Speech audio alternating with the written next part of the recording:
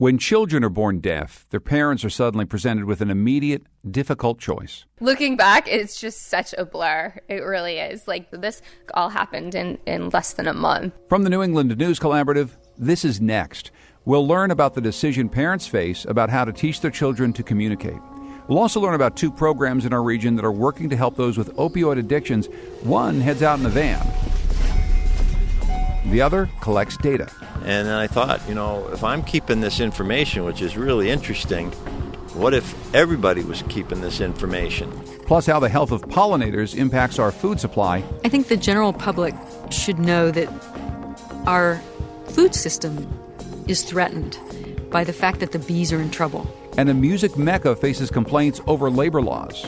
I didn't think I could really do anything about it, or that it was different from anyone else's workplace. It's Next. Next is produced at Connecticut Public Radio and is powered by the New England News Collaborative, 8 public media companies coming together to tell the story of a changing region, with support from the Corporation for Public Broadcasting. I'm John Dankosky. Thanks for joining us. We're going to begin this week with 2 ideas about how to tackle the opioid epidemic. And our first stop is in an oversized white medical van in Boston. It's based on the concept that the treatment needs to be as easy to find as the drugs. So let's go with WBUR's Martha Bebinger as she takes a ride. An unusual trio of street outreach workers and a physician hop off what's known as the Care Zone van. They hoist backpacks loaded with clean needles, Narcan, sandwiches, and basic first aid. The first stop is a small camp of sleeping bags and cardboard bedding under a concrete bridge. To this side. People do get high on the other side, yeah. But if you want to just take a look at what we're talking about. Sarah Mackin checks one guy who's breathing, but so deeply sedated or asleep, he's difficult to rouse. Mackin's partner, Phil Ribeiro, tucks a ham sandwich into the guy's bag. Leave him a sandwich, a little bit of love, and keep him moving. On to the next. Mackin and Ribeiro, veteran members of the Boston Public Health Commission's Needle Exchange program, are familiar faces out here and typically make the first contact with an occupied sleeping bag. Dr. Jesse Gaeta with Boston Healthcare for the Homeless program approaches once it's clear that a new face will not send the person back into hiding. We're trying to let people know that we're not there to arrest them, we're not there to clean up their encampment, to kick them out. All we want to know is, do we have something that you need and want? And if we do, great. But these prospective patients describe feeling shunned by doctors. So it can take weeks of stopping by with a sandwich or clean needles before they'll let Gaeta check their blood pressure or an oozing injection wound. And so we gradually build relationship that way. Earning a patient's trust is just the first hurdle. Here's the potholed path to treatment for a woman Gaeta met about a year ago near Downtown Crossing. It's one of 4 overdose hotspots where the van stops each week. I was talking with a woman in an alleyway, and she was interested in trying Suboxone. She's very sick. In a quick check with her stethoscope, Gaeta can hear heart trouble. So we're going to walk a few blocks to the van, and in that few blocks, I can't tell you how many men propositioned her. I felt like I was competing with their time and literally was like, step aside. She is not going with you. She is going with us. The woman went to a detox program and started Suboxone, a less potent opioid that cuts cravings for stronger drugs. The woman relapsed and Gaeta lost track of her. Now the woman reappears and Gaeta ushers her into the van's mini exam room. We'll just use her first name, Bree, because she uses illegal drugs. Bree tells Gaeta she overdosed a few days ago while on a bus from Boston to New Hampshire. The bus driver, thank God, had Narcan. Mm-hmm. If the bus driver did not have Narcan, I don't think that I would be here. Okay. Yeah. Bree slides onto a shortened exam table while Gaeta checks her heart. Oh, Bree, I'm so glad you're here, because it sounds like last week was hell, what you went through. Yeah. Bree has a heart valve infection that's common among injection drug users. I can tell from examining your neck veins and other things, your legs, that the swelling is less. Right. This is Friday. Gata asks Bree to come back to the van on Monday for more blood work. And that would be the potassium check. The potassium and the kidneys. Yep. Mostly I want to make sure you make it through the weekend to see me on Monday. Okay. Gata wants Bree to start Suboxone again right away. But there's a problem. Bree is homeless. She does not want to make the transition from fentanyl to Suboxone, a partial withdrawal that brings on fever and nausea while on a sidewalk or some park bench. In 2 days on Sunday, she can crash at a friend's place. I can be there all day on Sunday, so when I'm not feeling well, I can just stay in bed. Gata is worried about this plan, but Bree won't check into a residential program. Gata takes both Bree's hands and looks her in the eye. You just had an overdose last week, so that's why we've done a lot of planning for the next 36 hours. Yeah. Everything that you need to make sure that you're not going to die, even as you still inject today and tomorrow. Mm-hmm. So, okay. Yep. Bree's is one of 316 prescriptions for Suboxone given patients via the CareZone van since it launched 18 months ago. Funding for the van, about $200,000 a year, is from the Kraft Center at Mass General. Program Director Dr. Elsie Tavares says the early data is exceeding expectations. We shouldn't have been surprised that if you bring a program on demand to the population that needs it most and make it easy for them to access care, that it was going to be successful. Tavares sends regular updates to her business, civic, and law enforcement contacts in those neighborhoods that agreed to host the van. Jay Walsh, who runs the Downtown North Association, says he sees the results, too. Before, you'd have, it's 6 or 7 people that were under the influence of drugs, leaning up against the wall, blocking access to the store. Walsh looks across Causeway Street at the now empty front stoop of a convenience store. He credits the CareZone van. They're saving lives and giving people a chance to escape the world that they're in. Except that treatment alone may not provide an escape route. It's a lot easier to manage an illness like addiction when you have stable housing, food, and other basic needs. Bree didn't show up for her Monday appointment, and Dr. Gata hasn't seen her since. For the New England News Collaborative, I'm Martha Biebinger.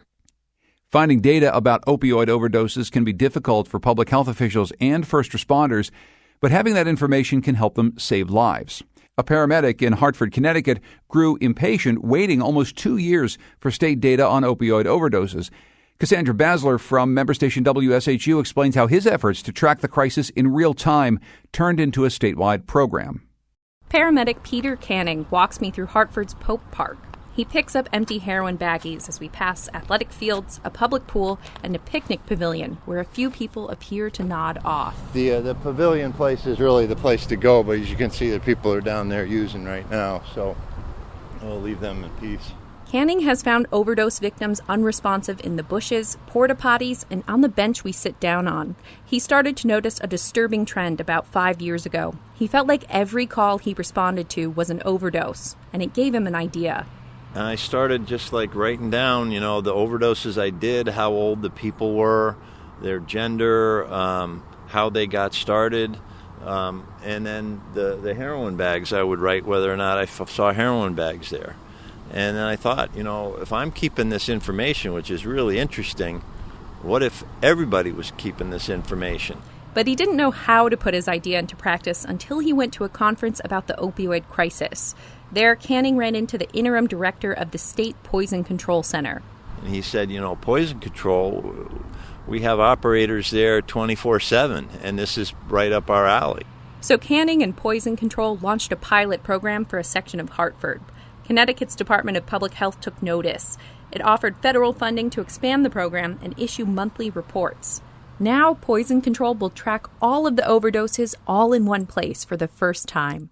Before this, some hospitals only required EMS to report when they administered the overdose antidote naloxone. Now, every EMS worker must call a hotline after any suspected overdose under the statewide Opioid Reporting Directive, or SORD. And the training is a simple 12-minute video. How to place the call.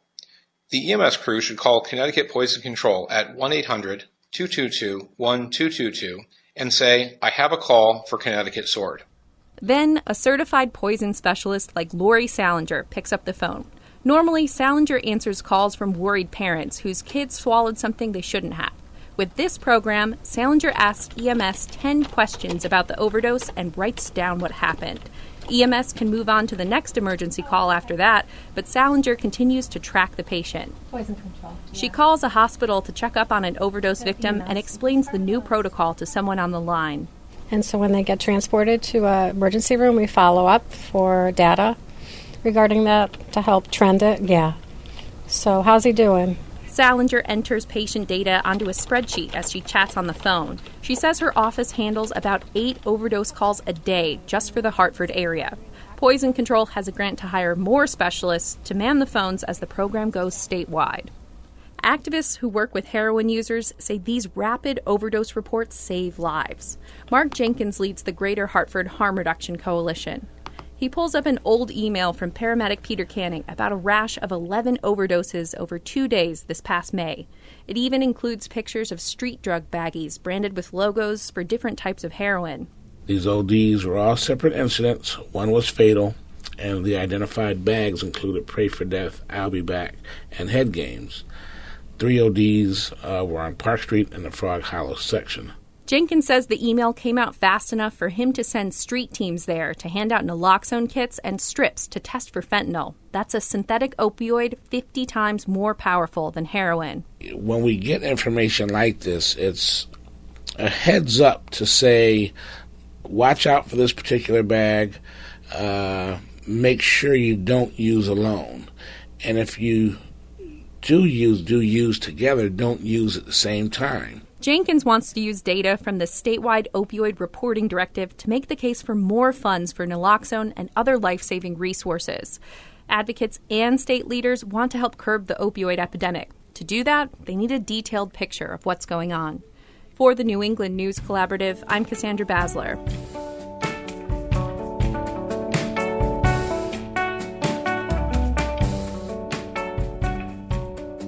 The first permanent school for deaf students in America was founded right here in New England back in 1817, the American School for the Deaf in West Hartford, Connecticut.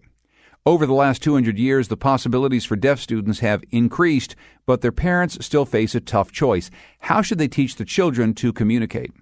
That's the topic of a new special reporting project by reporter David DeRoche from Connecticut Public Radio called Making Sense: Deaf Children and the Choices Their Parents Face.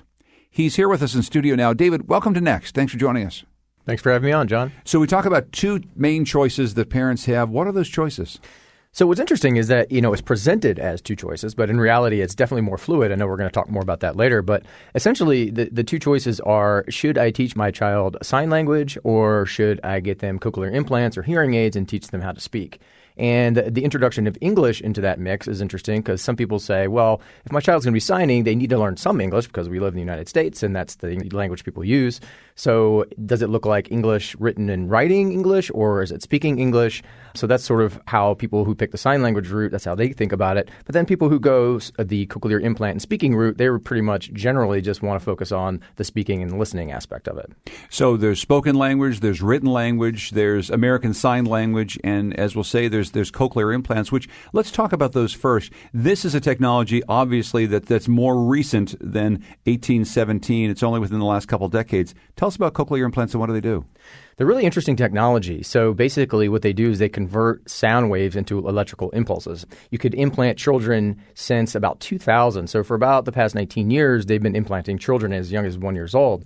And generally, if you implant a child very young, their access to sound is pretty good. They are able to understand sound or understand those electrical impulses as sound, and they're able to communicate. But it's not perfect, obviously. If you get implanted later, it can be problematic. It can be harder for the brain to sort of figure out what it's actually processing. On the other hand, signing proponents say if you get access to sign language early, you won't need sort of this technology. And if you do get cochlear implants, parents are supposed to really communicate a lot with their child. They're supposed to talk a lot. They're supposed to explain things because they need this constant audio stimulation in order for the brain to be able to process this sound. So it's certainly not perfect. And that's what's sort of interesting about the story is that there really are no perfect paths. Every path the parents take is fraught with a lot of controversy and a lot of issues. And you have some sound of actually what a cochlear implant might sound like to a student who's had one implanted. This is a representation of what that could sound like? Yeah, it's pretty cool. So it's a clip from Arizona State University. So you're going to hear the sound input, and then you'll hear what it actually sounds like for a cochlear implant user. Don't live beyond your means. Don't live beyond your means. That was an unexpected outcome. That was an unexpected outcome. And so what's interesting about that is that's sort of what we think it sounds like, right? So we're able to make that approximation because there have been people who have regained hearing after having had a cochlear implant. And so we're sort of able to approximate that. But depending on when a child or a person is implanted, that really determines what it actually sounds like. So, again, there's a lot of gray area here. And so what that does for a child, if you have a cochlear implant, is it allows you to be part in some way of a hearing world, listening to language, learning to speak language, and communicating the way people who have full hearing do. American Sign Language, that's a different option that some parents take, and a lot of parents have taken over the course of the last many decades. Tell us more about that. Yeah, and I think you really hit the nail on the head when you described it as a world, right? So there's the hearing world that we live in as hearing and speaking people, and then there is this deaf world, which is a deaf culture, it's language, it's all these different things. And so signing is, for signing proponents, is considered the natural language of a deaf person. Somebody who doesn't have hearing, they're naturally visual, right? They process visual things much faster generally than hearing people do. And it's been, sign language has been around since language, basically. If you figure that deafness has existed as long as, people have existed, the people who weren't able to speak centuries ago, would just naturally gesture. And so there's always been this tension since language, basically, between deaf people who want to communicate first with sign language and then their family who maybe is hearing and speaking, and they really want to pressure them to learn how to talk. And those issues still exist today. And you talked with Jeff Braven. He's executive director of the American School for the Deaf in West Hartford, which, as I mentioned earlier, is the oldest permanent school for the deaf in the United States. Let's listen to him here. He's speaking through a female interpreter. Doctors, audiologists, if they're strong believers in cochlear implants and that's what works, then they're going to recommend that the student is not in a signing environment, that they go to a purely oral environment. This is their belief.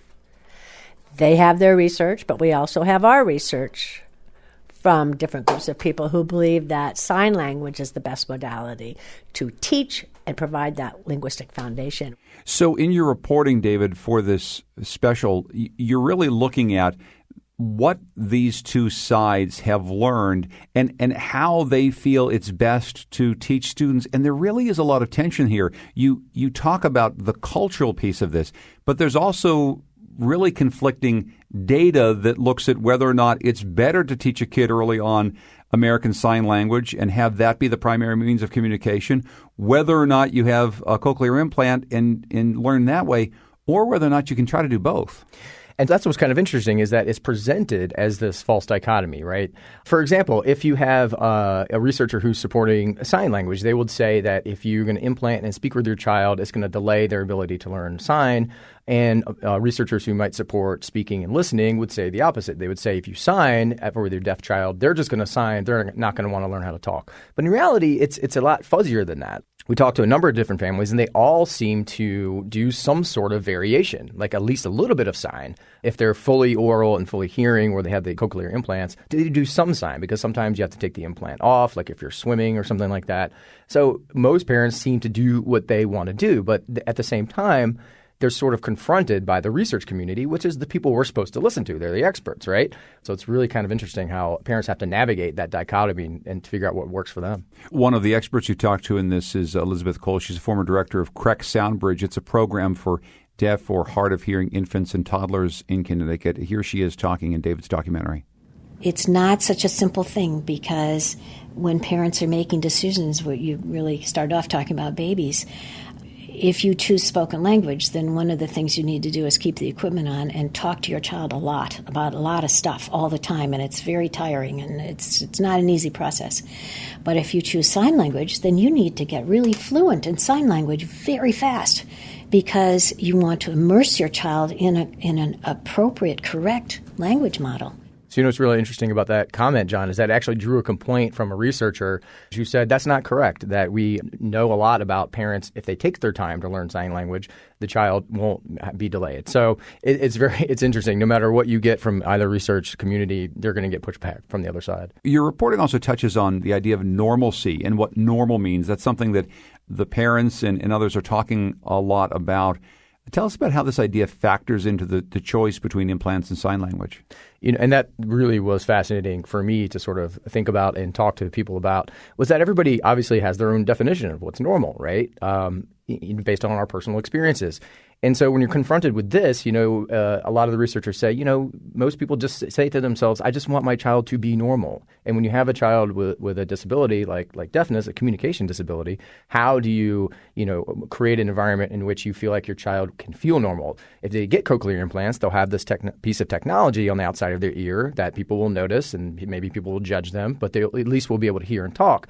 Whereas if you teach your kids sign language, they won't have that technology, but then people will see them communicate. So then you might have to deal with that. So parents have to think about, both of those things and what is more normal for them. And obviously everybody has a different definition for that. So really trying to figure that out for parents trying to figure that out and navigate that can be pretty complex.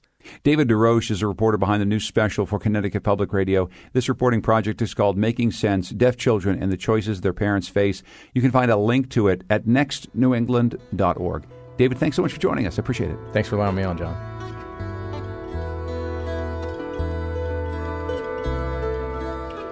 Coming up, we'll take you out on the river where the fish are jumping. But first, how the health of bees can impact our food supply. From the New England News Collaborative, this is next.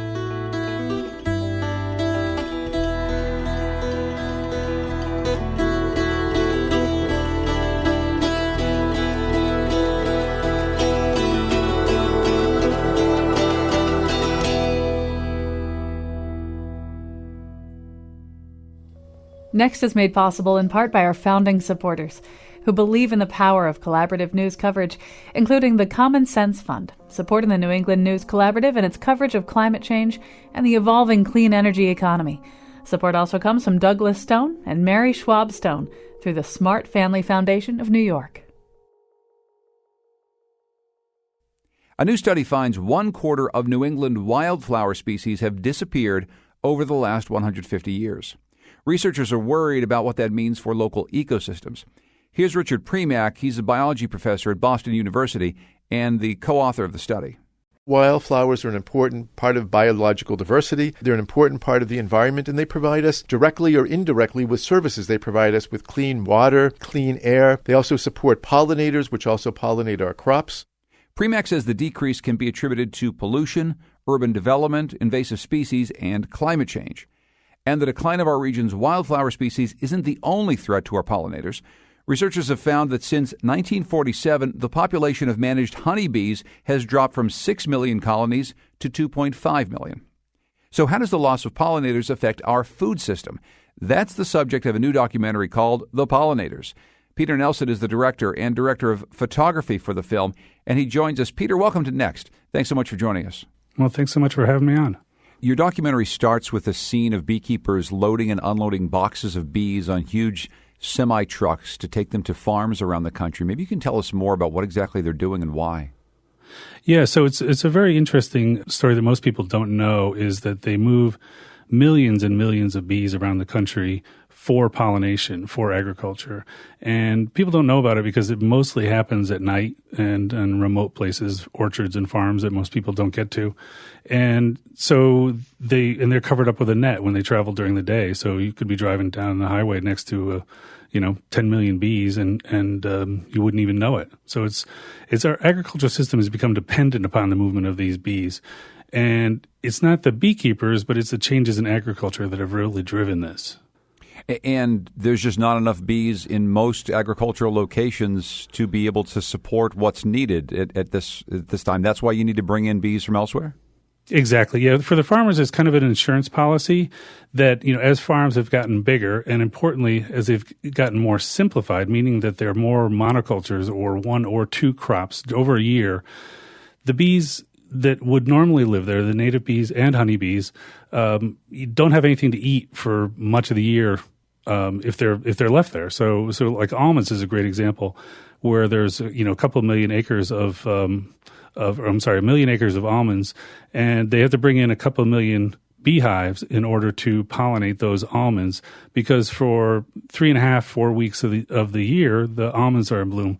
After that, there's nothing else in bloom, so the bees don't have anything to forage on and therefore nothing to eat. So it becomes essentially a food desert. Let's listen to one of these beekeepers who uses these managed bees around the country. This is Brett A.D. from A.D. Honey Farms. It depends on whose numbers you look at, but the USDA numbers say we have somewhere around 2.6 million hives, and the Bee Informed Partnership out of Maryland's been losing 30 to 40% of our hives. So a 30% loss of there puts us down to about 1.8 million hives, and that's about what the almond industry takes. So we're almost at 100% utilization of the bee supply. What does he mean there when he says we're almost at 100% utilization of the bee supply? Well, almonds is the first big crop of the year in the United States, and it's the biggest pollination event in the world. And so they bring in a couple million hives of bees from all over the country. They come from down south, Georgia and Alabama and Mississippi, and then also up north. They overwinter bees in old potato sheds and climate-controlled buildings, so that the bees can get out there for the pollination. And so there's this mass movement of truckloads of bees that go across the United States every February in order to get there in time for the pollination.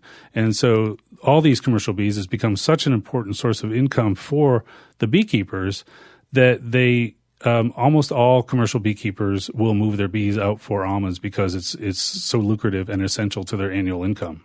A big reason for your documentary, of course, is because the overall bee population is in decline. And here's another clip from the documentary, The Pollinators. It's Marianne Fraser. She's a retired senior extension associate at Penn State, explaining a bit about this decline. It's one straw too many. You got mites, you got virus, you got, poor nutrition, and then you have pesticide exposure on top of that. It's more than we should expect of any organism to survive.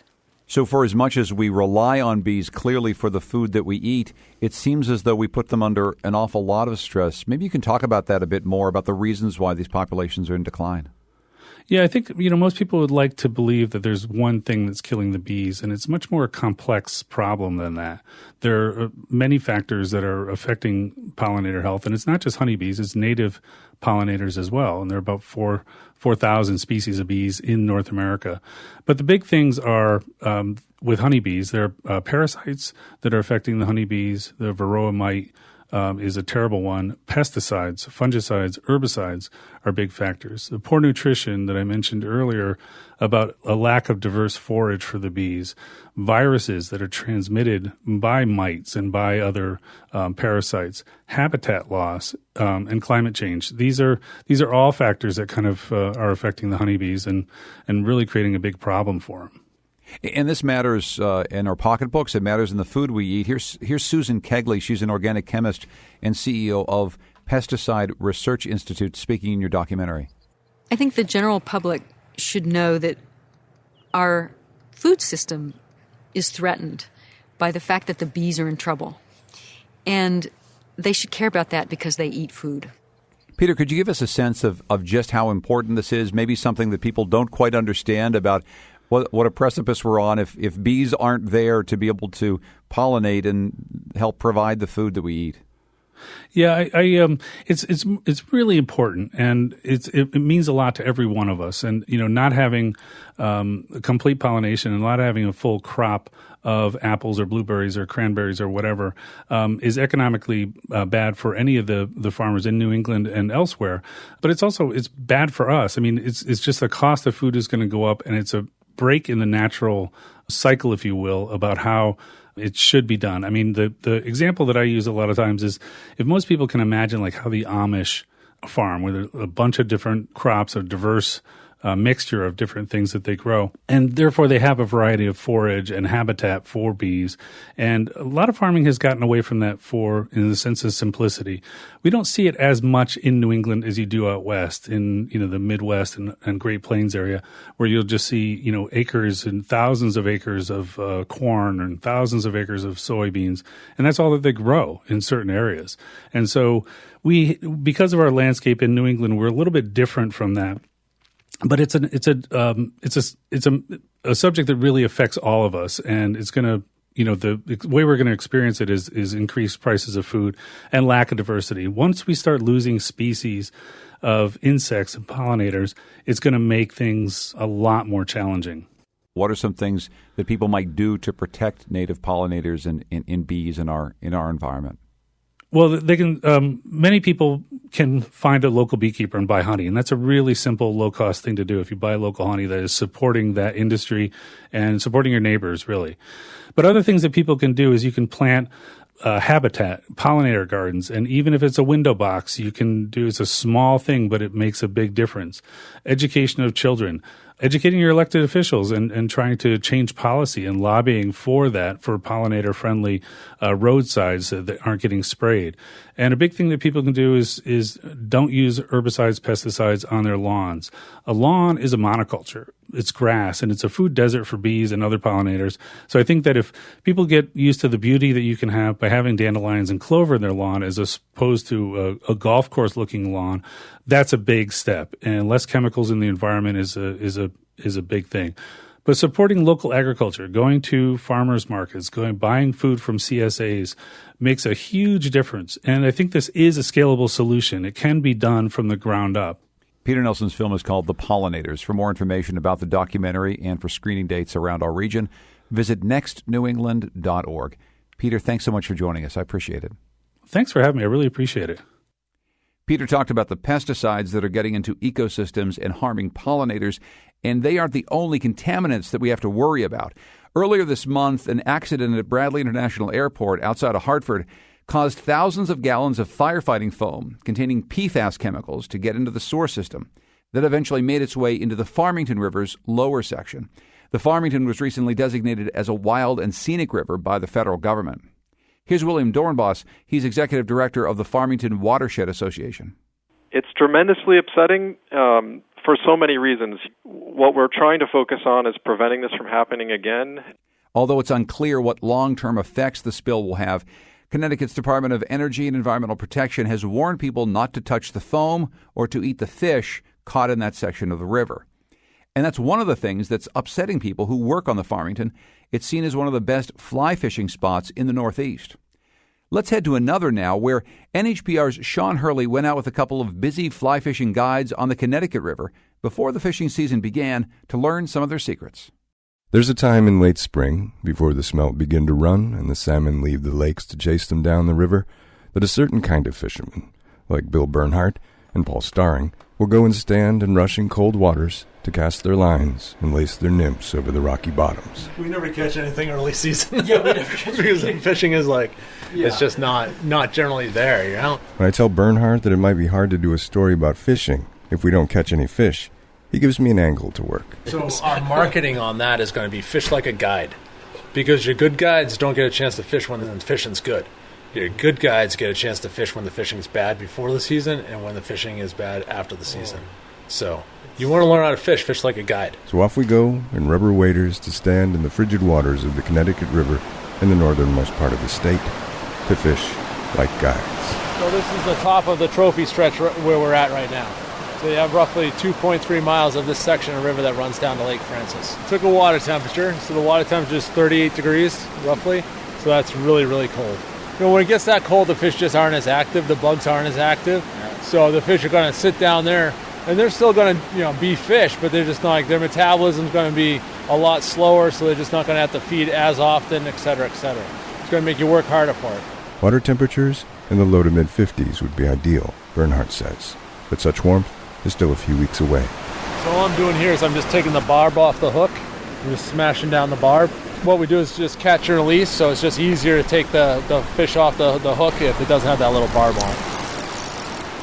Paul Starring fishes in knee-deep water flicking his line upriver and watching the orange bobber, or indicator, as he calls it, float back down on the hard-moving current. Sometimes you'll watch that little indicator and it'll bump, bump, bump, okay? So sometimes it's a rock, you hear a lot of people, oh, it's just a rock, it could have been a fish doing a really quick little nip on it. After 30 minutes without a nip, Bernhardt suggests we hike through the woods and try a different spot further down. This spot in particular is what they call judges and juries. So this is the judges box there, and that's the jury box down there. Bernhardt points out the two descending watery plateaus, the upper spilling over rocks into the lower. A long time ago, a judge used to fish here, and that's why they named it that way. The starring begins to cast. Bernhardt finds a knoll above the river and stares down into a patch of calmer water. A lot of times, if the light's right, which is not too bad now, you can see fish in here. So, you watch the water long enough, and eventually a clear pane will go across a window, and you'll be able to kind of look right down there and see. I haven't seen anything yet. Bernhardt strides into the current and presses his face nearly into the water. He plies a black stone from the river bottom and spins it over. Really small mayfly nymph right there, right off my fingertip. So see there's some caddis larvae. So a lot of times people will talk about, matching the hatch, so to speak. So you flip over some rocks and you'll be like, oh, there's a bunch of stoneflies here. Or there's a bunch of mayflies and caddises. And so now it's like if I was a trout, what am I going to be feeding on? Mayflies, and caddises and stoneflies. Matching the hatch, then, is fishing with flies or nymphs of the bugs you find active in the water. You tick bottom it all in there? I have. Yep. Haven't seen anything, though, either. No flashes or anything. After fishing for nearly 2 hours, in the high fishless tradition of the best sorts of guides, Bernhardt and Starring agree we should call it a day. First of all, look where you are. You're out in a beautiful location, and this is pretty gorgeous. I don't need to be catching fish every 5 seconds. But as we drive away from the river, Bernhardt says, in just a few short days, both he and Starring will be leading small groups of anglers who hope to do just that. Right now, I only have 1 day off in the month of June. So pretty much after, I think, next Wednesday, I'll be right out for a while. And what's a fishing guide to do on his 1 day off in 30? Chances are, if I had a free day off, I'm going fishing anyways. So it's like... Bernhardt won't be fishing like a guide on that lone day in June, he says, and he spreads his hands wide to show me the massive size of the future fish he's bound to catch. For the New England News Collaborative, I'm Sean Hurley.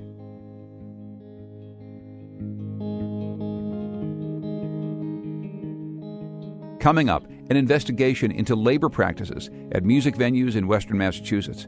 From the New England News Collaborative, this is next.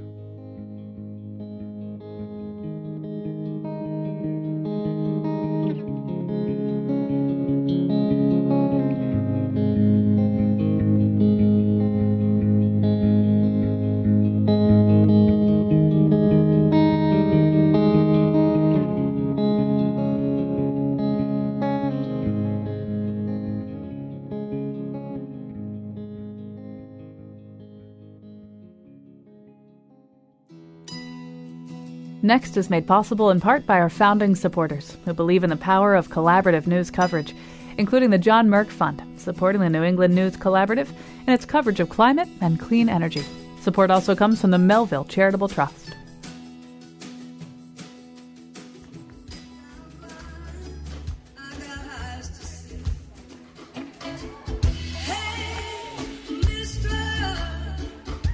Northampton, Massachusetts is a go-to stop for musicians touring through the Northeast.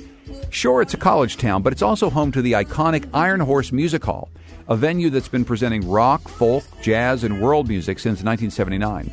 It's also a mecca for music fans from all over New England.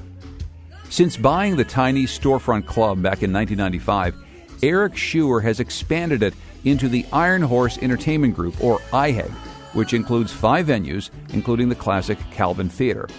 But some of the big names who've crossed the IHEG stages have publicly criticized conditions at Schuer's venues.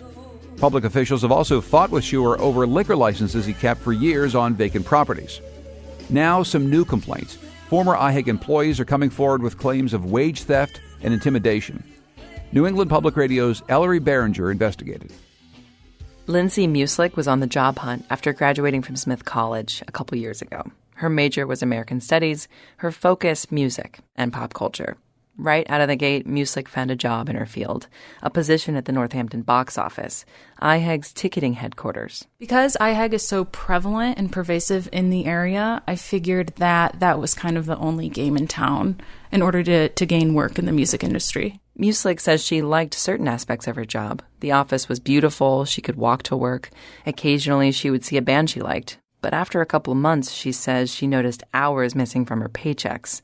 Meal breaks, she says she never took, were being deducted from her pay. Her former coworker, Callie C., says she noticed the same pattern. I would get my paycheck and my pay stub back, and there would be half an hour gone from every day. Like whoever was doing payroll had to manually go through and deduct the 30 minutes themselves. C says she no longer has those records, but Muslik and another former IHEG employee do. We compared their pay stubs and timesheets and saw the missing hours. When they were hired, Muslik and C say they were not clear about their rights. Most days there were only 1 or 2 people working in the box office, so they figured they couldn't take breaks. They didn't know that in Massachusetts, workers like them are entitled to a 30-minute meal break, unpaid, for every 6 hours worked. If an employee doesn't take their break, they must be paid like normal. There are posters that explain all of this and more. Labor law posters. You've probably seen them. State law requires they be posted somewhere prominent in a workplace, like a break room. 10 former employees we spoke to, all but 2 in recorded interviews, say these posters were nowhere to be found in any IHEG venue or the box office. Here are Cole Payne, Maud Behrens, and Casey Oborowski, all of whom left within the past 2 years. There was no workers' rights poster at any of the venues. It was just kind of understood that we didn't have any. At none of Eric's venues is there a poster that tells you, like, your OSHA rights or, like, what minimum wage is or sick leave. Did you ever see any workers' rights posters or anything like that? Nothing like that. We reached out to IHEG owner Eric Schur multiple times for comment, but never heard back. Former box office manager Stevie Pipes says she came to IHEG knowing her rights. She called prior bosses of hers iffy on following the law. So in lieu of posters, Pipes says she printed out her rights from the state's website and hid them where her coworkers Muslik and C would know to find them. I made sure that all of them know, if you guys are here working by yourself and you want to take your break, you lock the door and you can go take your break. And here's C. Even after Stevie told me I was allowed to take breaks, I still was afraid to. And I was afraid to use the bathroom because I was worried that Eric would come by when I happened to be out and, fire me without saying anything or dock my pay. Now, nearly everyone's had a boss they didn't get along with, but employee unease about Schur went beyond that. 9 former IHEG workers, including kitchen, front of house, and security staff, say they witnessed or received verbal abuse from Schur. One former employee who chose to remain anonymous describes the atmosphere like this, quote, Schur would just insult you and berate you. A lot of times it wasn't just abusive, it was confusing. You couldn't follow what he was even asking because he was just yelling at you to yell at you, unquote. It makes it difficult to voice workplace concerns when the complaint department is also your boss. Here's Lindsay Muslik and Callie C. There is no HR department. There is no direct chain of authority or chain of command. The chain of command is Eric. Schur was also essentially the payroll department. He distributed everyone's checks himself. 9 former employees say their checks would frequently arrive days or even weeks behind schedule. Graham Hurlbert is the former head of security at IHEG. I think the hardest part about working for Eric was the paychecks. Sometimes you'd wait, 6 weeks for a paycheck. Late paychecks are actually illegal. State law says hourly workers must be paid every week or every other week. Cole Payne says that when he was hired to do security at IHEG, it was his first major job out of high school. Like other young employees we spoke to, Payne says he assumed the best of employers. That is, until his paycheck started coming in late. He would always say, oh yeah, they're in my car, or they're just around the corner. And then when you actually got your hands on them, you could see their issue date was often that day or the day prior. So you'd know that for a couple of weeks he'd been lying and saying that, oh, they're in his car and, oh, he just forgot. But in reality, he hadn't issued them. 3 former security workers we spoke to say they work shifts at every IHEG venue, but each one had its own payroll.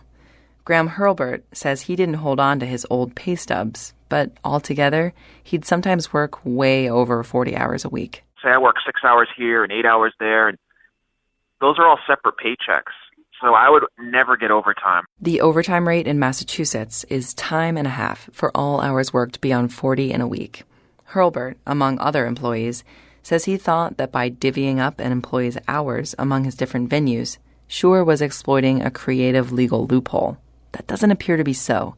The state attorney general's office wouldn't speak specifically about IHEG, but says an employer cannot set up separate payrolls for multiple branches of a business in order to avoid paying overtime.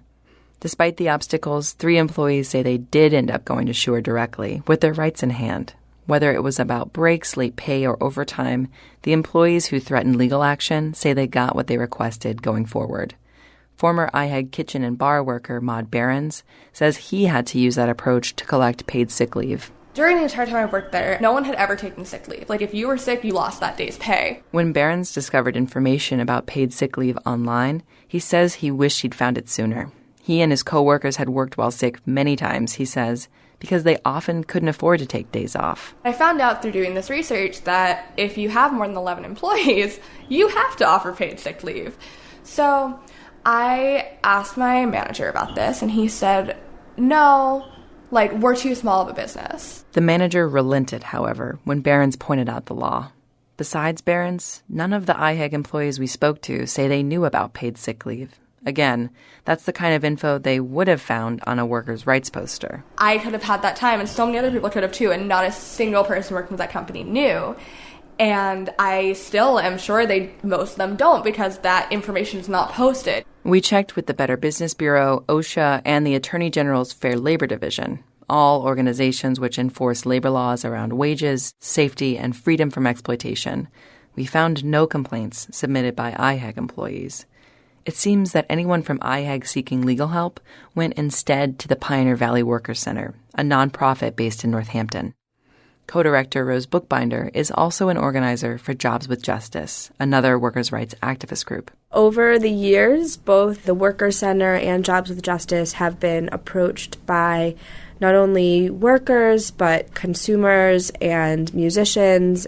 Many of the individuals have initially wanted to pursue some sort of wage claim against IHEG or Eric Schuer, but ultimately have wound up being scared of being blacklisted by him and all of his, different venues. Bookbinder explained what she meant by blacklisted. Many employees at IHEG who've come to the Workers' Center are also musicians, she says. That was true of at least 5 people we spoke to. Bookbinder says, given how well-known IHEG is in the area, employees were afraid that if they caused a stir, they might risk future opportunities in the local music scene. Other IHEG employees shared their own reasons for not coming forward until now. Here's Casey Oporowski, Graham Hurlbert, and Stevie Pipes. I didn't think I could really do anything about it, or that it was different from anyone else's workplace. I feel bad for not coming forward with complaints sooner. I was dealing with my own stuff, but, I feel bad for not fighting more for my staff and getting them what they deserve. I just feel like I didn't want to lose my job. I was, quite frankly, a little bit hesitant about saying something initially and having my name attached to this, but honestly, I think that you shouldn't be able to make your employees feel like that for so long and treat people like that for so long and just continue to get away with it. We reached out to Eric Schuer for comment repeatedly, by email, phone, and text. Despite promising to respond, we have not heard back from him or any IHEG representative. For the New England News Collaborative, I'm Ellery Behringer. The Massachusetts Attorney General's office says it will look into allegations of wage theft made by former employees of IHEG. A statement from the Attorney General's office says it hasn't received any complaints against IHEG, but employees should reach out to the AG's Fair Labor Division. David Narkowitz is mayor of Northampton, where 4 venues are located, as well as the company's box office. I would hope and encourage any employees that feel that their rights have been violated, that they will report them and that the state will conduct an investigation. Narkowitz says the city doesn't have a way at this point to enforce compliance of state wage laws. The owner of IHEG, Eric Schuer, has not responded to New England Public Radio's repeated requests for comment, but in a brief interview with the Springfield Republican newspaper, Schuer denied the allegations. You can find our program wherever you get your podcasts. You can just search Next New England. And if you like what you hear, please be sure to rate and review us. It does help. You can also follow Next on Facebook and Twitter at Next New England. Our show is produced by Lily Tyson. Our digital producer is Carlos Mejia. And our executive producer is Katie Tolarski. We had help this week from Paul Roost. Music this week is by Todd Merrill. Goodnight Blue Moon, Billy Wilder, Noel Micarelli, and Francesca Blanchard. And we welcome the listeners of WBUR in Boston to our program this week. The New England News Collaborative is powered by the Corporation for Public Broadcasting, Connecticut Public Radio, Vermont Public Radio, New Hampshire Public Radio, Maine Public Radio, New England Public Radio, WBUR, WSHU, and the Publics Radio.